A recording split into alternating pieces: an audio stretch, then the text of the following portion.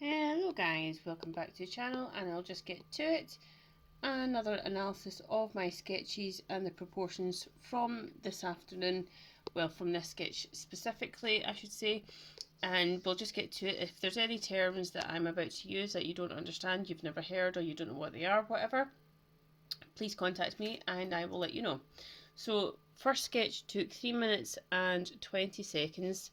Second sketch took another 3 minutes and 20 seconds, and the third sketch took 2 minutes and 50 seconds. So all these sketches I have used good speed along with geometric and observational methods.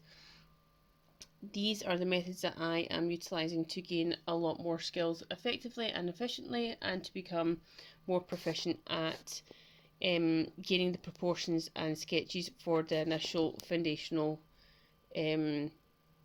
layout for future potential artwork. So I want to get this skill more not perfected, but become more efficient at this skill before I move on, because at the end of the day it's a fundamental skill and you should know how to capture the proportions correctly. So between sketch number 1, number 2, that's between those two is the closest to the original reference. However, saying that, there are elements from both of them that needs improvement, and I can see that and I know where to go from for the next time, such as the eyes are slightly tilted, so they should be more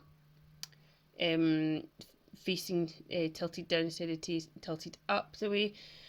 And number 3, the left eye is for some reason far too wide, and it's also tilting down again, and the jaw is far too angular. So I know where to go from these.